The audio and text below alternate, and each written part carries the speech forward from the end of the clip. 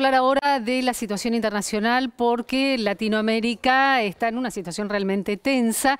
En las últimas horas, Vero, hablábamos de Cuba, de esta situación que se generó a partir del domingo con las movilizaciones y de las declaraciones políticas hechas por su presidente y por su canciller. Por eso ya estamos con esta comunicación junto a Atilio Borón, él es sociólogo, politólogo. ¿Qué tal, Atilio? Muy buen día. Gracias por esta entrevista con la televisión pública. Buen día, muchas gracias a usted. Buen día. Buen día. Bueno, tenemos mucho para hablar, pero empecemos por Cuba. A ver, ¿cómo analizamos la situación puntual de la isla y las declaraciones que hizo hace muy poquitas horas su presidente Díaz-Canel respecto a que esta situación es una consecuencia directa de la asfixia por el bloqueo comercial de Estados Unidos?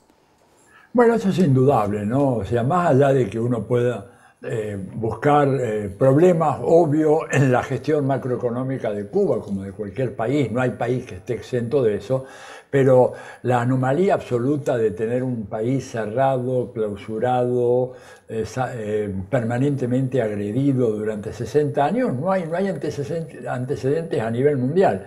Y es muy lindo esta carta pública que hizo Roger Waters, ¿verdad?, sobre Cuba, en donde dice: si usted me encierra en mi casa, no me deja salir para ir al supermercado, ni a la farmacia, ni al banco, y deja que me vendan los repuestos de mi carro, de mi automóvil o de mi moto, y me cancela las tarjetas de crédito y me cierra las cuentas bancarias, al cabo de un tiempo mis familiares van a desesperar, sí, algunos escaparán por la ventana, y usted afuera va a decir de que yo soy un irresponsable, que no puedo manejar mi casa. Bueno, esa es la situación de Cuba. Sí, claro, el problema es muy, muy grave. Pero la génesis de todo esto es una anomalía que no se registra en los anales de la historia de la humanidad. Y quiero subrayar esto: no hay ni un caso en el cual un país pequeño haya estado sometido durante 60 años a una situación de acoso como si fuera, ¿verdad?, un cerco medieval que uno veía en algunas películas que duraba 1 o 2 semanas, meses, 2 meses, 3 meses. Pero al caso son 60 años, entonces sí, evidentemente hay muchos problemas. No tienen insumos, no les llegan los medicamentos, no les llegan los alimentos que tienen que comprar. El turismo cayó. En el 2019 eran 4 millones de turistas que llegaban a Cuba. Donald Trump hizo lo imposible para bajar eso, prohibió que los cruceros llegaran a Cuba, hizo difícil para los americanos que quisieran visitar a sus familiares a Cuba que pudieran hacerlo, redujo radicalmente las remesas de los cubanos que están viviendo en Estados Unidos, y evidentemente la economía está sufriendo un impacto demoledor. Entonces se entiende la protesta, se entiende que en medio de las protestas, como ha pasado en todo el mundo, siempre se infiltran elementos delictivos, ¿verdad?, que aprovechan la situación para saquear comercios o para entrar a robar en casa. Esto pasó en la Argentina, pasó en Chile, pasa en Cuba y pasó en cuanto país, pasó en Estados Unidos, ¿verdad? Sin embargo, nadie dijo que había ahí una crisis humanitaria. Borón, ¿cómo le va? Buen día. Hola. ¿Qué pasa con Estados Unidos y el gobierno demócrata? Uno suponía que Joe Biden iba a tener una mirada diferente a la de Trump, sin embargo, al contrario, parece que fuera más allá y, bueno, defendiera no solamente el bloqueo, sino hay quienes dicen que está también apoyando estas revueltas precisamente desde Estados Unidos.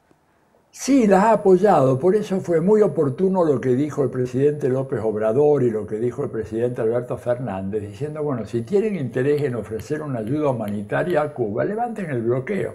Te doy un solo dato: mira, en el último año de la presidencia de Trump, introdujo 243 nuevas restricciones a los movimientos comerciales y financieros de Cuba. Y eso no es una ley del Congreso, eso fueron órdenes ejecutivas que, por lo tanto, el presidente Joe Biden las puede deshacer. O sea, no puede protegerse diciendo: mi Congreso no me acompaña. No, señor, usted lo que Trump firmó como un decreto ejecutivo, usted lo puede deshacer. Y no lo ha hecho. ¿Por qué no lo hace? Bueno, porque en el fondo la política hacia Cuba no varía mucho según los presidentes, con la única excepción de Barack Obama al final de su mandato, que es un hombre muy inteligente, se dio cuenta que con el bloqueo y con todas estas políticas no iban a ningún lado, abrió las relaciones, abrió la embajada embajada, empezó a normalizar la relación entre Estados Unidos y Cuba, pero bueno, lamentablemente vino después Donald Trump y Biden, que es un personaje muy menor, ¿no es cierto?, que no tiene una clara comprensión de cómo es el mundo y que obedece a los juegos de intereses establecidos. Esto tiene mucho que ver con el peso del electorado latino en Florida, que es un electorado muy ultraconservador, fundamentalmente por alguna gente que se ha refugiado allá, la migración económica cubana, que es muy fuerte, que se ha ido, digamos, para el sur de la Florida, más algunos de Venezuela, etc. Y es un electorado que de alguna manera puede ayudar a decidir una elección. Entonces, bueno, si ahí en esa región de Estados Unidos predomina un fuerte sentimiento anti-gobierno de Cuba, Biden acompaña, lo cual me parece un error muy grave, pero bueno, se está sufriendo esta situación y es muy delicado, ¿no? Y para el gobierno de Cuba es un problema muy serio. ¿Qué hace con gente que no protesta, sino que genera situaciones de violencia que dan lugar luego a saqueos o a disturbios de otro tipo? Atilio, se queda de brazos cruzados. Sí. Nos quedamos a ver con esa última pregunta. ¿Qué hace el gobierno de Cuba por dos cosas? En primer lugar, porque en las últimas horas volvió a hacer públicas sus declaraciones Raúl Castro, ¿no? Después de que Díaz-Canel asumiera la presidencia, prácticamente se había alejado de la vida pública política. Y también porque reaparecieron los denominados boinas negras, tan temidos, esto es lo que indican los medios internacionales, en las calles de Cuba, a propósito de las 150 detenciones y de la persona fallecida. Es decir, ¿cómo sigue esto para el gobierno de Cuba? Volvemos a lo que ocurrió en el 94 con el maleconazo. ¿Qué pasa ahora? Yo creo que los boinas negros son personal de seguridad, digamos. No le podemos decir a ningún gobierno que cuando hay una situación de desorden generalizado y saqueos y se introduce entre manifestantes pacíficos, delincuentes que quieren obrar, que la policía se quede cruzada de brazos. Lo hemos visto acá en la Argentina, lo hemos visto en Estados Unidos y en todas partes. Evidentemente el gobierno tiene que mantener el orden público. Sería absurdo decirle, bueno, ante una situación que está absolutamente fuera de control, no haga nada. ¿Qué puede pasar ahora? Y mucho va a depender de la solidaridad internacional. Por ejemplo, Cuba es un país que ha logrado, pese al bloqueo y a esta situación tan irregular en la cual ha vivido durante 60 años, desarrollar 2 vacunas importantísimas para combatir el COVID-19, cosa que no hemos logrado nosotros en la Argentina, ni Brasil, ni México, lo cual no es poco mérito. Bueno, pero Cuba no puede importar las jeringas, no las puede fabricar porque no tiene los insumos, no le dejan llegar las jeringas. Y acá se impone que alguna autoridad internacional del sistema de Naciones Unidas le diga a Estados Unidos, señor, párela usted con este asunto, no puede seguir con esta política de bloqueo. Esto es un genocidio, cuando usted hace esto, este es un crimen que ya está tipificado. Así que levante estas sanciones, levante ese bloqueo, deje que Cuba resuelva este tema y luego después verán. Pero no se puede seguir en esta situación. Yo creo que este es el problema real. Hay una situación que no está en manos del gobierno de Cuba resolver, porque ellos quieren hacer algunas cosas, por ejemplo en materia de atención médica, y cuando te interfieren la llegada de los barcos, los aviones que traen los insumos, bueno, ¿qué pueden hacer? De todas maneras, hay un dato muy interesante para recordar. Cuba tiene, ¿verdad?, 140 muertos por millón de habitantes a causa del COVID y nosotros tenemos más de 2.100.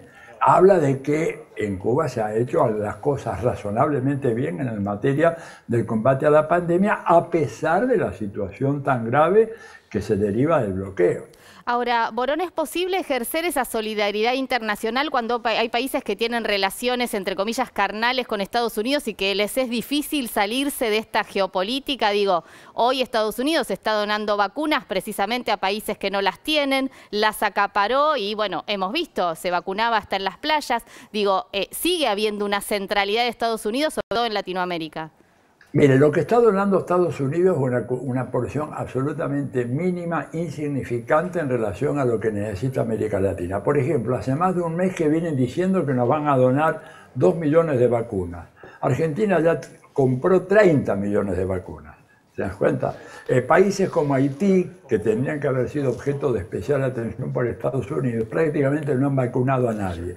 Es una decisión política que toma el gobierno de Biden, que se da cuenta que en América Latina nos hemos vacunado fundamentalmente con las vacunas chinas y la vacuna rusa, y en menor medida con la AstraZeneca, en general digo en toda América Latina. Entonces salen ahora con esta donación que es realmente absolutamente insignificante. Digo, incluso para un país como la Argentina, 2 millones de vacunas, no digo no aceptarlas, pero bueno, llegan tarde y llegan en pequeña cantidad. Lamentablemente sabemos de que lo que en Estados Unidos llaman Big Pharma, o sea, la gran industria farmacéutica, que es la que financia buena parte de las carreras de los políticos en Estados Unidos, tiene intereses muy claros y el gobierno de Estados Unidos obedece claramente a esos intereses. Entre ellos, por ejemplo, no liberar las patentes de las vacunas, que es una cuestión que podría haberse hecho hace mucho tiempo y que inclusive en la epidemia de poliomielitis del año 1955-1956 hubo 2 eminentes médicos americanos, el doctor Jonas Salk y Albert Sabin, que renunciaron a sus patentes. Ellos fueron los descubridores de las vacunas, ¿no es cierto? Y es muy interesante recordar que el doctor Sabin logró finalmente testear sus vacunas con la colaboración de la por entonces Unión Soviética, dando un ejemplo de cooperación internacional ante una epidemia, una pandemia muy grave que afectaba sobre todo a la población joven. Lamentablemente hoy en lugar de eso tenemos una competencia feroz en donde Estados Unidos está impidiendo que la vacuna Sputnik llegue a Europa, y ya estamos viendo lo que está pasando en Europa, lo que está pasando en Francia, lo que está ocurriendo en Israel, en donde evidentemente se necesitan más vacunas, y el veto a la vacuna rusa o a la vacuna china es una locura geopolítica que van a pagar muy caro los pueblos, en este caso de Europa y de Israel. Atilio Borón, siempre es un gusto escuchar su mirada y su análisis tan esclarecedora. Nos quedan varios temas, así que lo comprometemos para los próximos días, para hablar de Bolivia, para hablar de Haití, ¿le parece? Con todo gusto, va a ser un placer. Buen día. Buen día, muchas gracias. Atilio Borón, sociólogo, politólogo, en esta mañana de la televisión pública, acompañándonos con lo que está ocurriendo en Cuba y toda la información, Vero, que tenemos para compartir todavía. Exactamente. Seguimos.